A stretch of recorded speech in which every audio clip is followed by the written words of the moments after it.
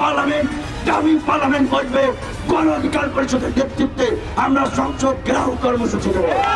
বিগত দিনের ব্যর্থতা থেকে শিক্ষা নিয়ে নতুন কৌশলে আন্দোলন করতে হবে বলে মনে করেন নুরুল হক নূর।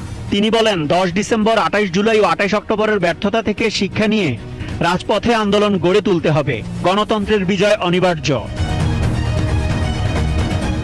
আসাদ ভুঁইয়া।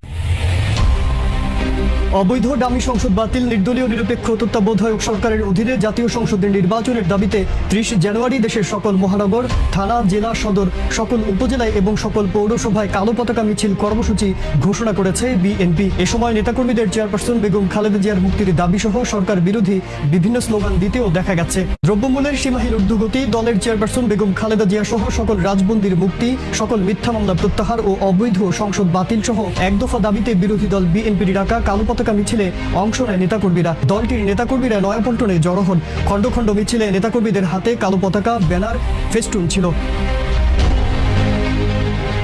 বিকেলে রাজধানীর নয়াপল্টন বিএনপির কেন্দ্রীয় কার্যালয়ের সামনে সংক্ষিপ্ত সমাবেশ থেকে এ কর্মসূচি ঘোষণা করেন দলটির স্থায়ী কমিটির সদস্য গয়েশ্বর চন্দ্র রায়। এ সময় তিনি বলেন, আগামী 30 জানুয়ারি আপনাদেরকে রাজপথে আসতে হবে, এখন থেকে প্রস্তুতি নিতে হবে। সকল উপজেলা অর্থাৎ সকল ইউনিটে পৌরসভায় এমনভাবে কালো পতাকার মিছিল জনগণকে নিয়ে আপনারা সেই দিনটি প্রতিবাদ জানাবেন এই সরকার। এদিকে বিএনপির কালো পতাকা মিছিলের দিন আওয়ামী লীগ শান্তি ও গণতন্ত্র সমাবেশের ডাক দিয়েছে। বঙ্গবন্ধু এভিনিউয়ে দলের কেন্দ্রীয় কার্যালয়ের সামনে এই সমাবেশের আয়োজন করেছে ঢাকা মহানগর দক্ষিণ আওয়ামী লীগ। এতে প্রধান অতিথির বক্তব্যে আওয়ামী লীগ সাধারণ সম্পাদক ওবায়দুল কাদের বলেন, বাংলাদেশে বিরোধী দল বিএনপি হচ্ছে দাবি দল, শোকে শোকে তারা পাথর হয়ে গেছে। তারা আন্দোলন করবে, জনতার ঢল নামবে, এসব শুনে ঘোড়াও হাসে। নিজেদেরকে নিজেরাই ভুয়া বানিয়ে ফেলেছে বিএনপি। দীর্ঘ 90 দিন পর আবার রাজপথে মুখোমুখি আওয়ামী লীগ ও বিএনপি। রাজধানী ঢাকায় দুদল কর্মসূচি নিয়ে মাঠে নেমেছে।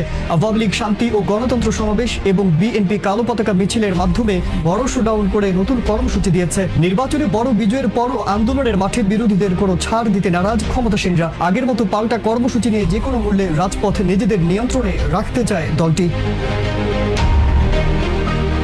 অন্যদিকে নির্বাচন নিয়ে নেতাকর্মীদের মধ্যে হতাশা থাকলেও আবারও সাংগঠনিক শক্তির জানান দিতে প্রস্তুত বিএনপি।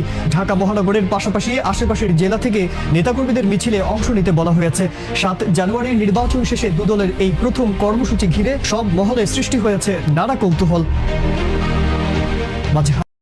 তো দর্শক শ্রোতা, ভিডিওর স্ক্রিনে কিন্তু পুরো ভিডিও ফুটেজটি আপনারা দেখতে পেলেন, কিভাবে বিএনপির নেতাকর্মীরা এবং গণ অধিকার পরিষদের সভাপতি বিপি নূর বলছে ভারতীয় পণ্য বয়কট করতে হবে এবং আওয়ামী লীগকে বয়কট করতে হবে। ইতিমধ্যে ভারতের নির্দেশে নাকি 7 জানুয়ারি দেশে নির্বাচন হয়েছে। ইতিমধ্যে দেশের সকল জনগণকে ভারতীয় সকল পণ্য এবং আওয়ামী লীগকে বয়কট করার নির্দেশ দিয়েছে বিএনপি এবং গণ অধিকার পরিষদের সভাপতি বিপি নূর।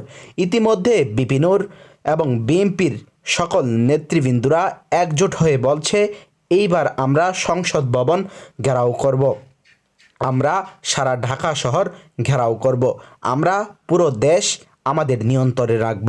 আমরা এই ফেসিবাদ সরকারের এই অবৈধ যে নির্বাচন হয়েছে সেই নির্বাচনকে বাতিল করে, সংসদ বাতিল করে নতুন করে তত্ত্বাবধায়কের অধীনে সুষ্ঠু নিরপেক্ষ নির্দলীয় সরকারের অধীনে একটি নির্বাচন দিব। তো দর্শক শ্রোতা, ইতিমধ্যে পুরো ঢাকা সহ সারা বাংলাদেশ কিন্তু ফের রাজনীতিতে আবার উত্তপ্ত হয়ে গিয়েছে। ইতিমধ্যে বিএনপির নেতারা আরও বলছে, আমরা এবার রাজপথে জীবন দিয়ে দিব। তো দর্শক শ্রোতা, ভিডিওর স্ক্রিনে কিন্তু আপনারা দেখতে পেলেন বিপি নূর এবং বিএনপির নেতারা কি কি হুঁশিয়ারি বার্তা দিয়েছে তা কিন্তু ভিডিওর স্ক্রিনে আপনারা দেখতে পেলেন।